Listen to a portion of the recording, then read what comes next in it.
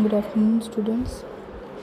So in previous lecture of UPCT we saw the manufacturing process and other details about urea, NH2CO, NH2. Now this is the last topic of the sulfur and fertilizer industries unit, which is NPK fertilizer. Before moving to that, we will see classification of fertilizers and some details about it. Then we'll discuss about NPK fertilizer and its manufacturing processes.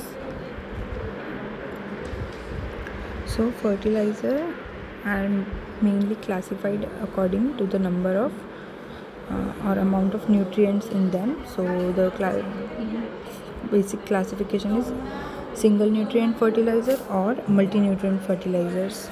So in single nutrient fertilizer, one single nutrient is the main element. So example here is main nitrogen based straight fertilizer. Example is ammonia or any of its solution based forms of ammonia. Ammonium nitrate is also widely used. So we can see in ammonium nitrate only one nutrient, that is nitrogen, is the element playing major role. Urea is another popular source of nitrogen, having the advantage of being a solid and also non-explosive. So this is also again single nutrient fertilizer. Now the second category is multi-nutrient fertilizer. This fertilizer use more than one nutrient, and these are more common rather than single nutrient ones. They consist of two or more nutrient components. Major two component fertilizers provide with both nitrogen and phosphorus to the plants. So nitrogen and phosphorus are the major two components widely used. These are called NP fertilizers.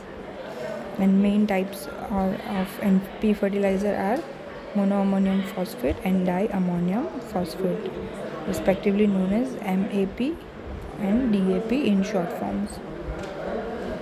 The active ingredient in MAP is NH4H2PO4, whereas in DAP is NH4 twice HPO4. About 85% of monoammonium phosphate and diammonium phosphate fertilizers are soluble in water. Now the one we are seeing is also is a multi-nutrient fertilizer consisting of three main elements or components, that is nitrogen, phosphorus and potassium. NPK fertilizer.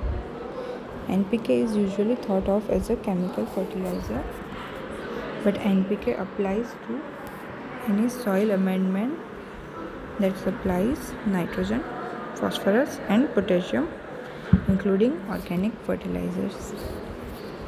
Plants need nitrogen for leaf growth, phosphorus for root formation, stem growth and fruiting, whereas they need potassium for flowering and immunity. So the three components that we are using in this fertilizer, these are the main purposes or the reason of using it. Organic NPK fertilizer can be slow releasing or fast releasing as per the manufacturing specifications. Next is methods of manufacturing NPK fertilizers. There are mainly three methods. First is granulation with a pipe reactor system.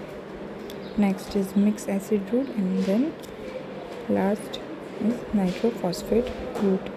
The main process flow diagram, we will be discussing process flow diagram of the first method, granulation with a pipe reactor system.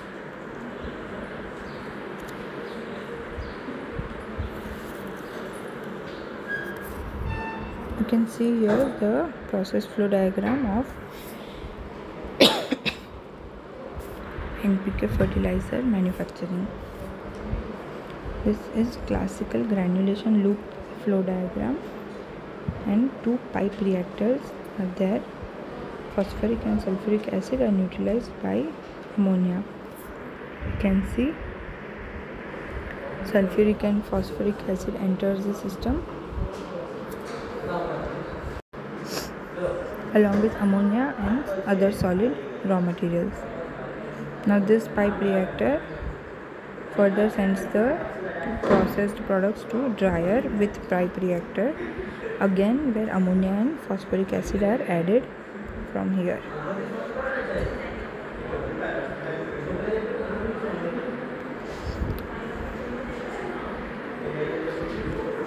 So now we'll see granulation and drying section, that means these two parts.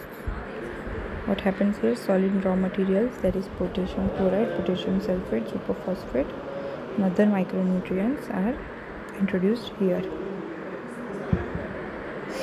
in granulation and drying reactors. Further, concentrated ammonium nitrate may be added directly into the granulator ammoniation. A pipe reactor fitted in the dryer is fed with phosphoric acid and ammonia. N to P ratio is 1.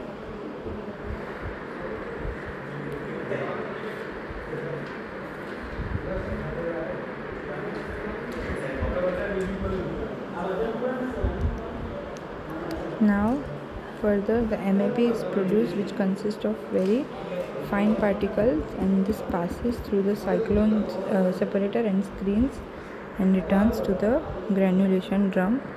So this part.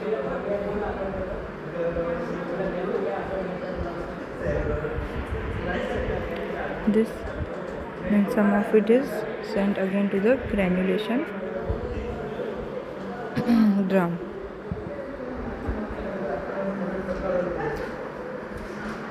Firstly, this was the second.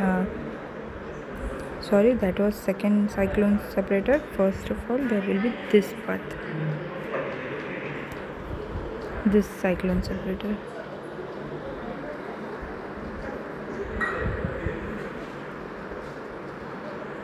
The granules obtained are dried in drying section using heated air stream. Now screening and crushing part. That means this part. Screens and crushers. Screening, crushing, cooling and coating.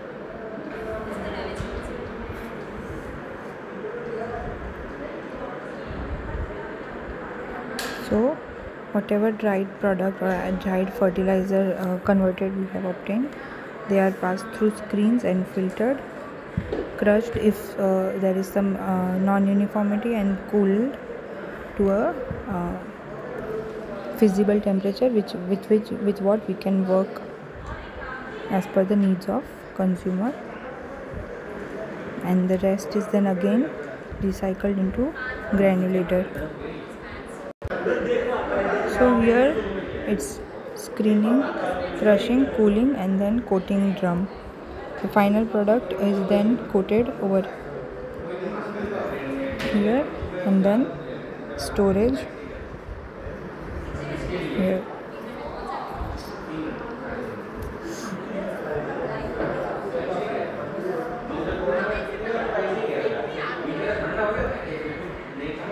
Gas scrubbing and dust removal. So dust and fines which are impurities, they are removed. Gases from granulator and dryer are scrubbed in Venturi scrubbers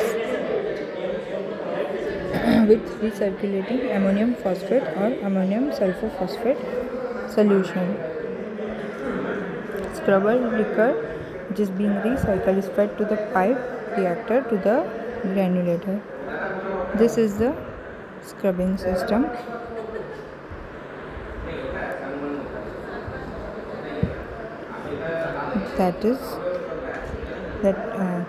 That contains ammonium phosphate and ammonium sulfophosphate, and this is being recycled to the granulator again. Gases coming out of the dryer after the recirculation are removed. Dust is removed from them in high efficiency cyclone to remove majority of dust before scrubbing. The air coming from the cooling equipment is generally recycled as secondary air to the dryer after dedusting, that is after removal of dust. This is the dedusting system.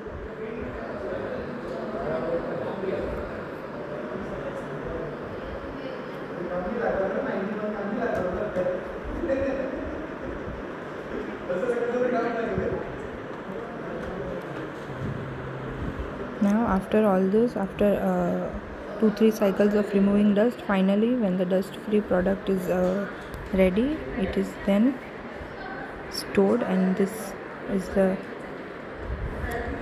is how it should be stored ideally to maintain its quality. Raw materials are stored in closed buildings. Materials and storage are handled by payloader, scraper or crane. This is before the process. Now how raw materials are to be stored.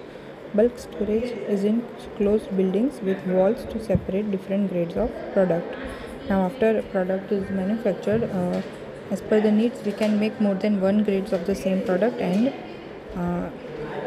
according to the weatherability of the particular grade, we will store it. And fertilizers are hygroscopic, and thus it is recommended that storage atmosphere be air conditioned. So low temperature storage conditions are desirable.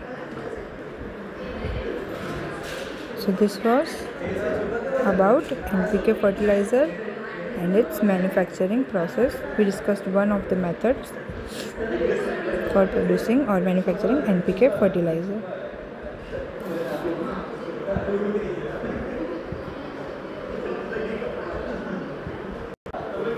This was the last topic in our chapter, sulfur, sulfuric acid and fertilizer industries.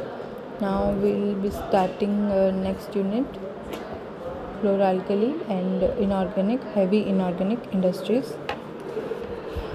In that we will see soda ash manufacturing, caustic soda and chlorine manufacturing by various processes. Also sodium carbonate and sodium bicarbonate, so manufacturing of sodium bicarbonate is also included.